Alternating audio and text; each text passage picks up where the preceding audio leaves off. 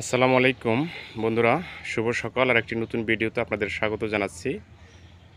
আমি গতকাল যে ছাগলটি নিয়ে ভিডিও দিয়েছিলাম, প্যারালাইজড রোগে আক্রান্ত ছাগল, এই খাসি ছাগলটি একদম পড়েছিল, কোমর পড়ে গেছিল, উঠে দাঁড়াতে পারে নাই।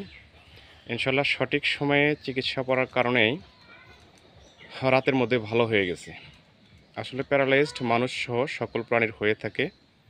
এটা হাঁস, মুরগি, গরু, ছাগল, ভেড়া, মহিষ ইত্যাদি প্রাণীর হয়ে থাকে। এটা মূলত ভিটামিন B1 এবং B2 এর অভাবজনিত রোগ এর কারণে হয়ে থাকে। তো সঠিক সময়ে যদি চিকিৎসা দেওয়া যায় তাহলে ইনশাল্লাহ ভালো হয়ে যায়। তবে বেশিরভাগ ক্ষেত্রেই এটা সারা জীবনের মধ্যে প্যারালাইজড হয়ে যায়, অনেক ক্ষেত্রে মারা যায়।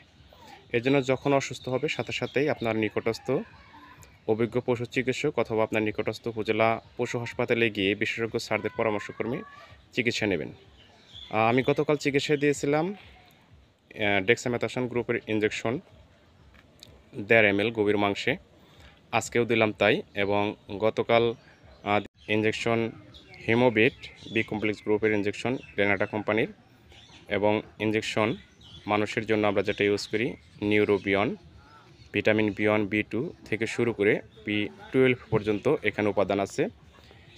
এই দুইটা ইঞ্জেকশন এক জায়গায় মিক্সড করে দিয়েছিলাম, ইনশাল্লাহ ভালো হয়ে গেছে। আগামীকাল দিলেই ফুল ডোজ সম্পূর্ণ হবে। আপনারা সবাই ভালো থাকবেন, সুস্থ থাকবেন। আমার অ্যানিমালস লাভার ইউটিউব চ্যানেলটি নতুন হয়ে থাকলে সাবস্ক্রাইব করে দেবেন। সবার আগে নতুন নতুন ভিডিও পেতে পাশে থাকা বেল আইকনটি বাজিয়ে দেবেন। আল্লাহ হাফিজ।